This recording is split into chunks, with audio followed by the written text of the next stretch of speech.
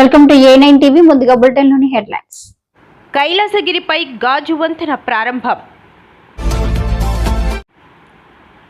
శరవేగంగా సాగునీటి ప్రాజెక్టుల నిర్మాణం. నీటిపారుదల శాఖ మంత్రి నిమ్మల. 246 మంది రైతులకు న్యాయం చేశాము. ఏపీ స్పీకర్ చింతకాయల అయ్యన్న పాత్రుడు వెల్లడి. అనకాపల్లి జిల్లా నర్సీపట్నంలో అగ్ని ప్రమాదం. రాష్ట్ర చరిత్రలో ఎన్నడూ లేని విధంగా తొలిసారి ప్రైవేట్ కళాశాల యాజమాన్యాలు తాము కళాశాలలు నడపలేమంటూ రోడ్డెక్కిన పరిస్థితి. ప్రజల సమస్యలను అక్కడికక్కడే పరిష్కరించడానికి మనపల్లెకు మన ఎమ్మెల్యే అనే కార్యక్రమం. విద్యార్థుల పాలిట శాపంలా మారిన కూటమి ప్రభుత్వం. మాజీ మంత్రి. PVG trust mock exams poster ఆవిష్కరించిన రాష్ట్ర బీజేపీ అధ్యక్షుడు మాధవ్. పిఠాపురంలో దళిత విద్యార్థులపై ఇంగ్లీష్ టీచర్ వివక్షత. కైలాసగిరిపై గాజు వంతెన ప్రారంభం. విశాఖలోని ప్రముఖ పర్యాటక కేంద్రమైనటువంటి కైలాసగిరిపై సుమారు 7 కోట్ల రూపాయల ఖర్చుతో నిర్మించిన గాజు వంతెనను Kumilli Sribharat, VMRDA chairperson Shri MV Pranav Gopal, తూర్పు శాసనసభ్యులు Velagapudi Ramakrishnababu, GVMC mayor Peela Srinivasarao, metropolitan commissioner N Tej Bharat సంయుక్తంగా ప్రారంభించారు. అనంతరం విఎంఆర్డీఏ చైర్మన్ ప్రణవ్ గోపాల్ మాట్లాడుతూ, కూటమి ప్రభుత్వం వచ్చిన తర్వాత ముఖ్యమంత్రి గౌరవనీయులు చంద్రబాబు నాయుడు విశాఖపట్నాన్ని అటు ఐటీ పరంగా ఇటు పర్యాటక పరంగా అభివృద్ధి చేసే దిశగా పలు కీలక నిర్ణయాలు తీసుకున్నారని, వాటి ప్రభావంతో విశాఖకు అనేక పెట్టుబడులు వెల్లువలా వస్తున్నాయని అన్నారు.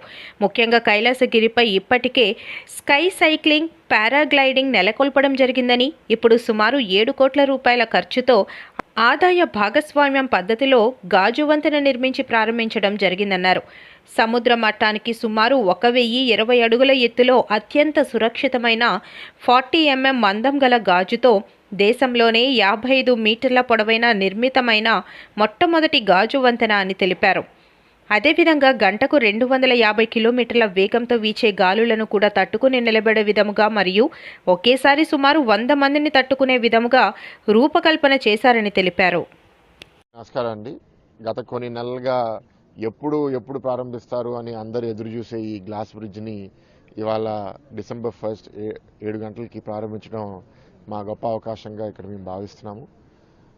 వెలగపూడి రామకృష్ణ గారు స్థానిక ఎమ్మెల్యే, విఎంఆర్డీఏ చైర్మన్ ప్రణవ్, మా మేయర్ పీలా శ్రీనివాస్ గారు, విఎంఆర్డీఏ కమిషనర్ తేజ్ భరత్ గారితో కలిసి ఈ బ్రిడ్జ్ కట్టిన టీము మాకు ఇప్పుడే డీటెయిల్స్ కూడా ఇచ్చారు. భారతదేశంలో అతిపెద్ద గ్లాస్ బ్రిడ్జ్, 55 మీటర్ల లెంత్, దాంట్లో 35 మీటర్లు క్యాంటిలివర్ స్ట్రక్చర్లో బయటికి రావడము. అందుకే మీరు దాని మీద నడిస్తే కూడా కొంచెం క్యాంటిలివర్ మీద ఉన్న ఎక్స్పీరియన్స్ కొంత ఊగినట్టు కూడా అనిపిస్తుంది. ఒక వండర్ఫుల్ అద్భుతం. 1020 ఫీటు సముద్రం లెవెల్ నుంచి హైట్లో ఉండడము. అండ్ ఒకటేసారి ఈ బ్రిడ్జ్ మీద 100 మంది తీసుకోగలిగిన 40 మందిని ఒక్కొక్కసారి అలౌ చేసి ఈ ఎంటైర్ వ్యూ, ఇక సముద్ర తీరాన ఉన్న ఈ అద్భుతం, ఈ అందాలు, ఈ కొండలు, చెట్లు, సముద్రం ఒకటేసారి అనుభవించే అవకాశం ఇక్కడ ఈ గాలి కూడా మీరు కూడా చూస్తున్నారు. గాలి గురించి కూడా నాకు చెప్తున్నారు. హుడూడ్ వచ్చినప్పుడు విండ్ స్పీడ్ 210-220 కిలోమీటర్లు ఉంటే ఈ బ్రిడ్జ్ డిజైన్ 250 km/h ఉన్నా సరే మనకి ఏ ప్రాబ్లం లేకుండా డిజైన్ చేసిన బ్రిడ్జ్. సో అందరూ యాత్రికులు దీన్ని నిర్భయంగా వచ్చి అనుభవించగలుగుతారు అండ్ వ్యూ కూడా ఎంజాయ్ చేయగలుగుతారు పొద్దున సాయంత్రం అన్ని పూటలు. సో విశాఖపట్నం వాసులే కాదు, ఉత్తరాంధ్ర, ఆంధ్ర అండ్ ఇతర రాష్ట్రాల నుంచి కూడా చాలామంది రాబోయే రోజుల్లో వచ్చి దీన్ని చూడబోతున్నారని మేము ఎదురు చూస్తున్నాము. అండ్ కైలాసగిరిని మరింత అభివృద్ధి, ఎందుకంటే ఇది ఒక మేజర్ టూరిస్ట్ అట్రాక్షన్. విశాఖపట్నం కూడా ఇవాళ ఒక మేజర్ టూరిస్ట్ హబ్గా చేయాలని రాష్ట్ర ప్రభుత్వం పనిచేస్తుంది కాబట్టి దాంట్లో ఇది ఒక ఫెదర్ ఇన్ ద క్యాప్ అని అంటారు కాబట్టి this is a feather in our cap. Thank you.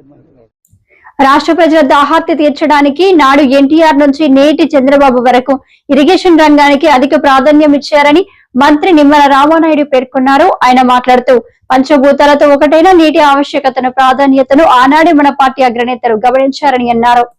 Gate కొట్టుకుపోయిన ఒక మరి ఏదైతే ఫించా డ్యాము కొట్టుకుపోయిన అన్నమయ్య డ్యాము మరి కొట్టుకుపోయి ఆ రోజు ఊర్లు తుడిచిపెట్టుకుపోయి 42 మంది చనిపోయిన, గుండ్లగమ్మ గేట్లు కొట్టుకుపోయిన ఇటువంటి పరిస్థితులన్నీ కూడా 5 సంవత్సరాల పాలనలో ఆ రోజు మనందరం చూసినటువంటి స్థితిలో అటువంటి ప్రాజెక్టులకు, డ్యాములకు, రిజర్వాయర్లకు రక్షణ ఇవ్వాలనేటువంటి ఆలోచనతో ఈ కూటమి ప్రభుత్వం అధికారంలోకి వచ్చినటువంటి మొదటి 17 నెలల్లోనే ఈరోజు శ్రీశైలం ప్రాజెక్టు ఈవేళ తెలుగు జాతి ఆస్తి.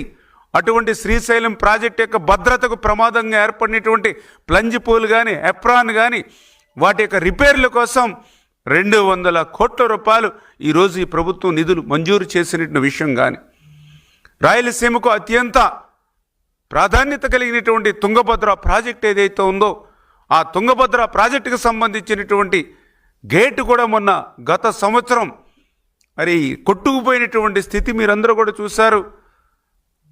దగ్గర 40 టీఎంసీల నీళ్లు సముద్రం పాలైనటువంటి పరిస్థితి మీరు చూశారు. అటువంటి స్థితి నుంచి మళ్ళీ ఈరోజు అటువంటి తుంగభద్ర ప్రాజెక్టుకు సంబంధించినటువంటి ఒక గేటు కాదు, మొత్తం 33 గేట్లను కూడా నూతన గేట్లు ఏర్పాటు చేయాలనేటువంటి ఆలోచనతో 54 కోట్ల రూపాయలు ఈరోజు తుంగభద్రకు మరి వేళ నిధులు కేటాయించినట్టు పనులు చేస్తున్నటువంటి విషయం కానీ, అదేవిధంగా ఈరోజు ఉభయ గోదావరి జిల్లాలకు సంబంధించినటువంటి కాటన్ మహాసేడు నిర్మాణం చేసినటువంటి ధవళేశ్వరం బ్యారేజీకి సంబంధించినటువంటి గేట్లు ప్రమాదభరితంగా ఉన్నాయని గత 5 సంవత్సరాల వైసీపీ పాలనలో జగన్కు మొరపెట్టుకున్నా కూడా అధికారుల మాట చెవికెక్కనటువంటి పాలన గతంలో చూసాం. కానీ ఈరోజు ఈ కూటమి ప్రభుత్వం అధికారంలోకి వచ్చినటువంటి మొదటి సంవత్సరంలోనే ఆ ధవళేశ్వరం గేట్లన్నీ కూడా మళ్ళీ కొత్తవి నిర్మాణం చేయడానికి 150 కోట్ల రూపాయలు ఈ ప్రభుత్వం నిధులు మంజూరు చేసి పనుల్ని టెండర్లు పిలవడానికి ముందుకెళ్తున్నటువంటి విషయం కానీ, అదేవిధంగా ఏదైతే కాలువలు ఉన్నాయి, డ్రైన్స్ ఉన్నాయి, రిజర్వాయర్లు ఉన్నాయి, 5 సంవత్సరాల పాలనలో ఎక్కడ కూడా ఒక తట్ట మట్టి తీసినటువంటి పరిస్థితి లేదు, ఎక్కడ కూడా O&M పనులు చేసినటువంటి పరిస్థితి లేదు.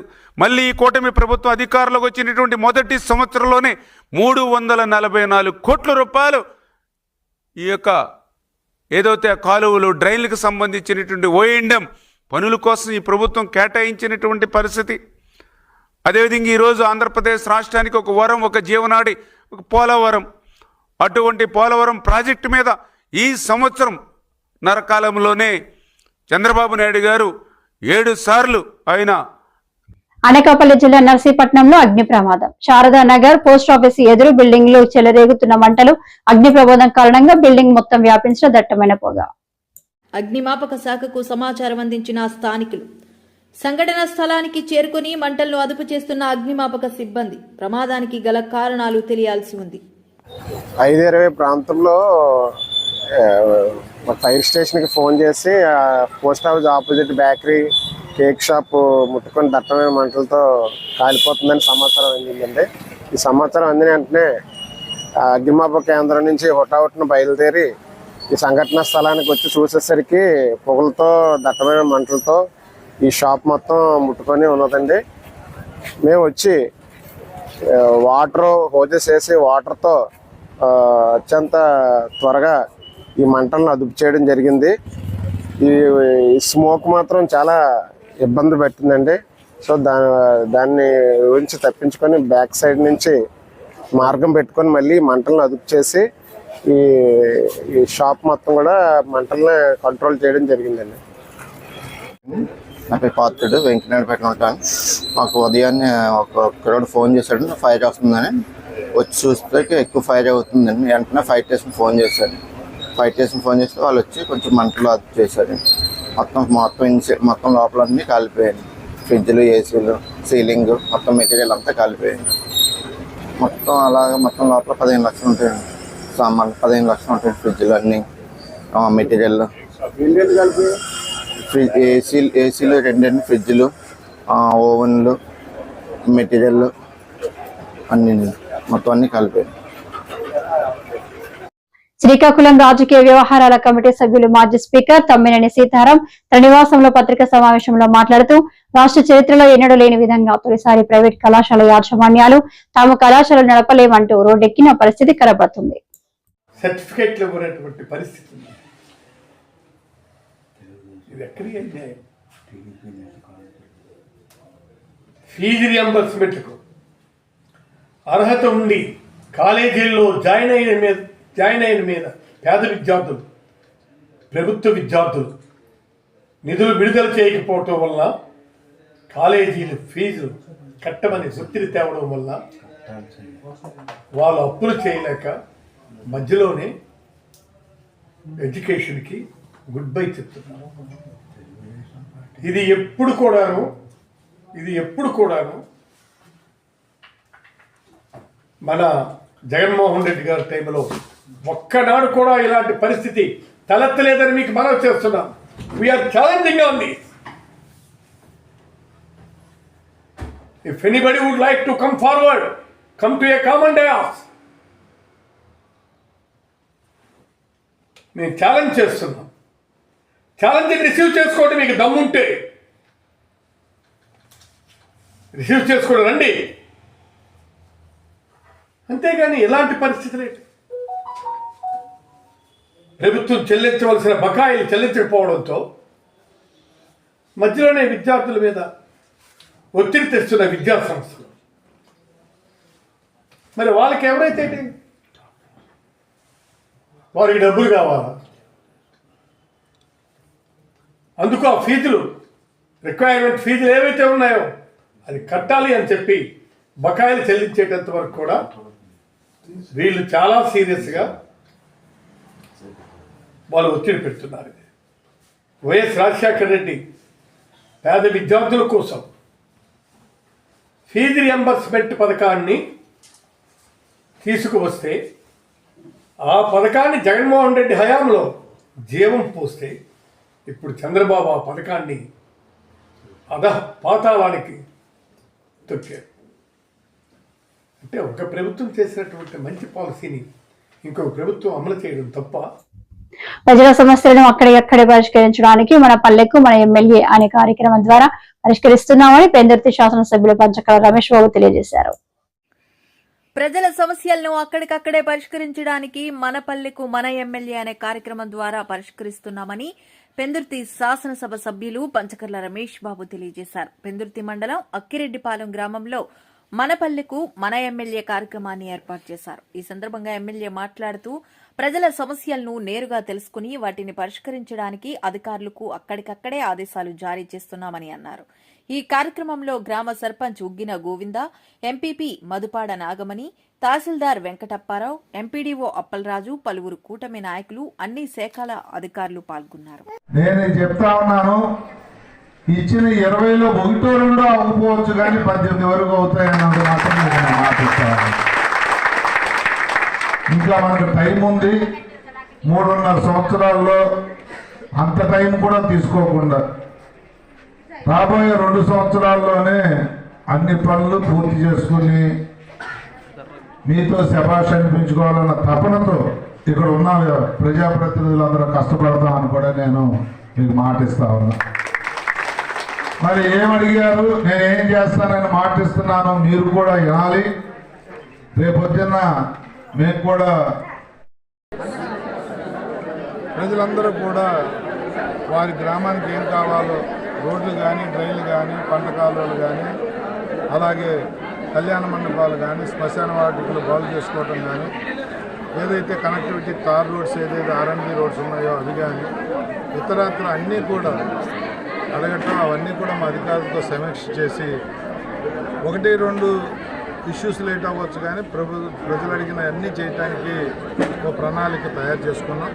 తప్పకుండా అతి త్వరలో 1 సంవత్సరం తిరగకుండా అక్కిరెడ్డిపాలెం కానీ, అక్కిరెడ్డిపాలెం చుట్టూ ఉన్న ఏదైతే ఈ పంచాయతీ గుర్రంపాలెం పంచాయతీలో ఉన్న అన్ని గ్రామాలకి కూడా అన్ని పనులు చేసే కార్యక్రమం తీసుకోవడం జరిగింది.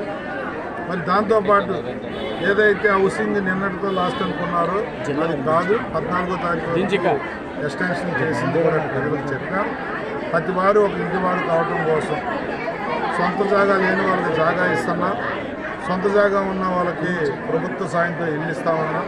ఇవన్నీ కూడా సద్వినియోగం చేసుకోమని, భవిష్యత్తులో రేపు 2026లో వచ్చే కొత్త పెన్షన్లు కానీ, రేషన్ కార్డులు ఎవరైనా పెట్టుకోవాలనుకున్న ఈ పెట్టుకోవటంలో కానీ అన్నీ కూడా ప్రజలకి సంక్షేమం, అభివృద్ధి ఏ ఒక్కరికి కూడా ఇబ్బంది లేకుండా చేయాలన్న సంకల్పంతో గౌరవ ముఖ్యమంత్రి నారా చంద్రబాబు అధికారంలోకి వచ్చిన తర్వాత 8 త్రైమాసికాలకు సంబంధించి ఫీజు బకాయిలు చెల్లించకుండా కూటమి ప్రభుత్వం విద్యార్థుల పాలిట శాపంలా మారిందని మాజీ మంత్రి ఆదిమూలపు సురేష్ మండిపడ్డారు. వైఎస్ఆర్సీపీ కార్యాలయంలో మీడియాతో మాట్లాడుతూ ఈ 7,800 కోట్లు ఫీజు బకాయిలు కొండల పేరుకుపోయినా ప్రభుత్వం మొద్దు నిద్రపోతుందని ఆగ్రహం వ్యక్తం చేశారు. ఈరోజు విద్యార్థుల పాలిట ఒక శాపంగా మారింది. విద్యార్థులకు ప్రత్యక్ష నరకం చూపిస్తూ ఉన్నారు. ఈరోజు పేద మధ్య విద్యార్థులు ఆర్థిక ఇబ్బందులు అడ్డు కాకూడదని ఏ ఉద్దేశంతో అయితే ఫీ రీఎంబర్స్మెంట్ అనే పథకాన్ని తీసుకొచ్చారో దాన్ని పూర్తిగా నాశనం చేశారు. దాన్ని ఎంతగా తూట్లు పొడిచారంటే ఈరోజు విద్యార్థులు కానివ్వండి, యాజమాన్యాలు కానివ్వండి, ఈరోజు 8 ట్రై సెమిస్టర్ల పాటు ఇంతవరకు ఈ ఫీ రియంబర్స్మెంట్ బకాయిలు కొండలా పేరుకుపోయి ఉండి వీరి యొక్క భవిష్యత్తు కళాశాలలు, ప్రైవేట్ కళాశాలలు కానివ్వండి, ఈరోజు పాలిటెక్నిక్ కాలేజీలు, ఐటీఐ కాలేజీలు, డిగ్రీ కాలేజీలు, పీజీ కాలేజీలు, ఇంజనీరింగ్ కాలేజీలు, మెడికల్ కాలేజీలు, వీళ్ళన్నీ ఈ కాలేజీల యాజమాన్యాలు అట్లాగే విద్యార్థుల మనుగడ కానివ్వండి, వారి భవిష్యత్తు కానివ్వండి ప్రశ్నార్థకంగా మారింది.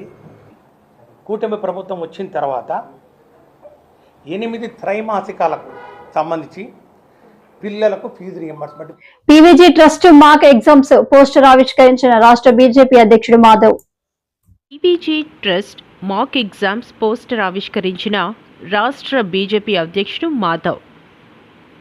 విద్యార్థులలో భయాన్ని పోగొట్టేందుకు జేఈఈ మెయిన్స్, ఎంసెట్ లాంటి ఇతర మాదిరి పరీక్షలను పీవీజీ చారిటబుల్ ట్రస్ట్ ఆధ్వర్యంలో విశాఖలో జనవరి నుండి జూన్ వరకు నిర్వహించేందుకు బృహత్తరమైన కార్యక్రమం ఏర్పాటు చేయనుంది అని రాష్ట్ర బీజేపీ అధ్యక్షుడు పీవీఎన్ మాధవ్ తెలిపారు. విశాఖలోని పార్టీ కార్యాలయంలో మాక్ టెస్ట్ సంబంధించిన పోస్టర్ని ఆవిష్కరించారు. ఈ సందర్భంగా మాధవ్ మాట్లాడుతూ, పరీక్షలనగానే ఆందోళనతో, భయంతో విద్యార్థులు ఆత్మహత్యలు చేసుకుంటున్నారని, వాటిని నిర్మూలన కోసం వారికి అవగాహన కల్పించేందుకు పీవీజీ ట్రస్ట్ అసలైన పరీక్షల వలె మాక్ పరీక్షలు నిర్వహించేందుకు ముందుకు వచ్చారని, అందరూ రిజిస్ట్రేషన్ చేసుకుని ఈ మాక్ ఎగ్జామ్స్లో పాల్గొనాలని పిలుపునిచ్చారు. ఈ సందర్భంగా ట్రస్ట్ చేస్తున్న కార్యక్రమాలు అభినందించారు. తమ ప్రోత్సాహం అన్ని వేళలా ఉంటుందని చెప్పారు. కార్యక్రమంలో ట్రస్ట్ అధ్యక్షుడు వెంకట్ పులిశెట్టి, బీజేపీ నగర అధ్యక్షుడు పరశురామరాజు, సతీష్ కోల్లా తదితరులు పాల్గొన్నారు. భయాన్ని పోగొట్టడానికి స్వయంగా ప్రధానమంత్రి విద్యార్థుల దగ్గరికి వచ్చి అనేక రకాల కార్యక్రమాలు చేసి ఏ విధంగా సులువుగా, ఆనందంగా పరీక్ష రాస్తే మంచి ఫలితాలు వస్తాయనే విషయాన్ని ఆయన తెలియజేయడం జరుగుతుంది. ఆ విధంగా అనేక రకాల గేమ్స్ని కూడా కండక్ట్ చేసి మొత్తం దేశవ్యాప్తంగా ఒక నూతన ఒరవడిని ప్రధానమంత్రి తీసుకురావడం జరిగింది. ఆ విధంగానే పీవీజీ చారిటబుల్ ట్రస్ట్ ఏదైతే అందరి జీవితాల్లో ఈ యొక్క ఎంసెట్ అనేది, ఐఐటి, జేఈ అనేది కూడా చాలా ముఖ్యమైన పరీక్షకి ఎంత మనం కష్టపడి ప్రిపేర్ అవుతామో, పరీక్ష రాసే సమయంలో అనేక రకాల భావోద్రేకాలకు లోనవుతాం. ఇంట్లో ఉండే ఒత్తిడి, పరిగెడుతూ నేను పూర్తిగా ప్రిపేర్ అయ్యాను, లేదు కొన్ని వదిలేశాను, వాటి మీద భయంతో వచ్చినవి కూడా మర్చిపోతారు. కనుక ఆ భయాన్ని దూరం చేసుకోవటం, అలాగే పరీక్ష సరిగా రాయకపోతే వాళ్ళు ఆత్మహత్య చేసుకునే విధంగా కూడా కొంత తయారవుతుంది. కనుక వీటన్నిటిని కూడా దీంట్లో పొందుపరిచి ఎవరికి కూడా ఈ యొక్క ఫోబియా ఏదైతుందో, పరీక్ష రాయాలి అనుకునే ఫోబియా నుంచి దూరం చేసే ఒక కార్యక్రమాన్ని, ఏదైతే డిజిటల్ ప్లాట్ఫామ్ ఉందో అందరూ కూడా చేతి రాస్తారు, కానీ డిజిటల్ ప్లాట్ఫామ్లో ఏ విధంగా అప్లోడ్ చేసుకోవాలి, ఏ విధంగా వాళ్ళకి క్వశ్చన్ వస్తే క్వశ్చన్ ఏ విధంగా ఆన్సర్ చేయాలి అనేది కూడా కొంత స్క్రీన్ ఫోబియా కూడా ఉంటుంది. ఆ విధంగా దాన్ని కూడా పోగొట్టే విధంగా ఈ ఏవైతే సెంటర్స్ ఉన్నాయో, డిజిటల్ జోన్స్ ఏవైతే ఉన్నాయో దాంట్లో ఈ పరీక్ష నిర్వహించడం ద్వారా విద్యార్థులకు మరింత ఉత్సాహాన్ని, ధైర్యాన్ని, స్థైర్యాన్ని ఇవ్వడానికి అవకాశం ఉంటుంది. కనుక ఈ కార్యక్రమం మంచి కార్యక్రమం. ఈ కార్యక్రమానికి పెద్ద ఎత్తున విద్యార్థులందరూ పాల్గొవాలి. ఎవరైతే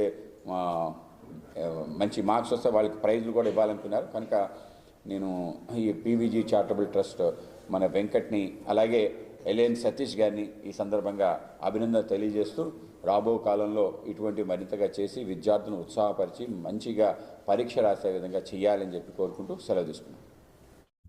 పిఠాపురంలో దళిత విద్యార్థులపై ఇంగ్లీష్ టీచర్ వివక్షత. కొత్తపల్లి మండలం ఎండపల్లి హైస్కూల్లో దళిత విద్యార్థులను హేళన చేస్తూ మాట్లాడిన ఇంగ్లీష్ టీచర్ శ్రీనుబాబు. దాంతో తల్లిదండ్రులకి చెప్పిన విద్యార్థులు. టీచర్ తీరుపై హెచ్ఎం సురేష్ భూషణంకి ఫిర్యాదు చేసిన తల్లిదండ్రులు. కుర్రోళ్ళు కూడా అన్నం పట్టారని మేము నమ్ముతున్నాం. అలాగే ఈ ఇద్దరు చంసాలను తీసేవాలని మేము కోరుకుంటున్నాం. సైకిల్ తాళం గురించి పైకి వెళ్తే నా కాడికి లిగ్గుకి వెళ్తున్నారు, పిలిచి లిగ్గుకి వెళ్తున్నారు. మా క్లాస్ లో చదువుకున్న వాళ్ళు అదే వాటి నుంచి వచ్చే వాళ్ళు అందరినీ ఉసేగిస్తా అన్నారు. మళ్ళీనేమో మా క్లాస్ లో చదువుకున్న ముదుప్రియర్ అన్న గాడిదని తిట్టారు, అసభ్యకరంగా ప్రవర్తిస్తున్నారు. మాకు హెచ్ఎం సార్ వద్దు, మాకు వేరే వాళ్ళు కాదు. మళ్ళీ ఎస్సీకి వాళ్ళు ఈ పెద్ద పుడింగ్లు ఏం చేయలేరు అన్నారు. ఈ గాంధార్ పక్కగానేమో మా క్లాస్ వాళ్ళు నిన్న ఊళ్ళో టిఫిన్ గా వస్తే సైకిల్ అప్ మరీ కుట్టారు. మీరు పెద్ద పుడుగులు అనుకుంటున్నారు, 2 రూపాయలు కొడేసుకోవచ్చు అని చెప్పి పెద్ద అసభ్యకరంగా ప్రవర్తించారంట. మాకైతే హెచ్ఎం సార్ వద్దు. మేము ఇది మాకు ఈ పోరాటం మాకు క్లాస్ జరిగేటప్పుడు బయట పంపించేస్తారు. కాపుకూరల్ని అక్కడ క్లాస్ లో కూర్చోబెడుతున్నారు. ఇద్దరితో తప్పుకున్నా సరే ఎస్సీ వాళ్ళు పంపించేసి ఓసీ వాళ్ళు క్లాస్ లో కూర్చోబెడుతున్నారు. దాని గురించి మేము వచ్చాం. మరి ఈ పోరాటం మాత్రం ఆపం. ఈ పోరాటం అలా జరుగుతూనే ఉంటది. మీరు మాకు కొత్త హెచ్ఎం పంపించండి.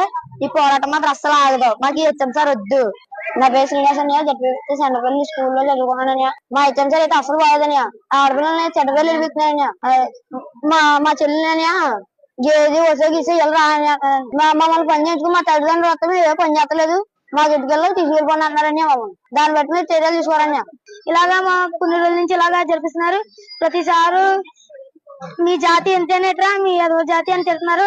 అలాగే చిన్నపిల్లలు ఎస్సీలు, మీ ఎస్సీలు ఏం చేయలేదు, ఎస్సీలు భయపడి రోజులు పడి ఎస్సీలు ఏమన్నా పెద్ద పుడింగ్లు అనుకున్నారా అవన్నీ తిట్టారు. అందుకని తిట్టినా మేము కొట్టామని సార్ ముందు అంత కంప్లైంట్ వెళ్ళింది. సార్ ఆ ఎస్సీ అన్నవాడు మమ్మల్ని కొడుతుంటే మేము తిరగబడిలోకి హెచ్ఎం సార్ మమ్మల్ని కొడుతున్నారు. అలాగే ఆ లోన్ నుండి మమ్మల్ని బయటికి పంపించేస్తున్నారు. అలాగే ఓ చుట్టూ మా డాడీ కంప్లైంట్ వచ్చి మా డాడీ తాగేసి వస్తున్నానంటే మా డాడీ తాగిపోతా మీ డాడీ తాగినట్టు నువ్వు తాగుతా పెట్టి మీ డాడీ పెద్ద తాగుపోయాను. పిల్లలు జాయిన్ చేసుకుంటే మరి ఆ మాటలు అంటుంటే ఆ పిల్లలు బాధ కలిగి మరి ఇంటికి వచ్చి చెప్పినా కాబట్టి నేను మీరు చెప్పింది చేయకే కాదురా మీ హెచ్ఎం సార్ కోపం పడుతున్నాడని నేను మందరించడం అవుతుందండి. అలా 2-3 చుట్లు అన్నాడంటే పిల్లలు స్కూల్కి వెళ్ళడం ఎందుకు వచ్చింది, నీకులాగా మేము చెప్పి కడుకుంటాం ఎందుకు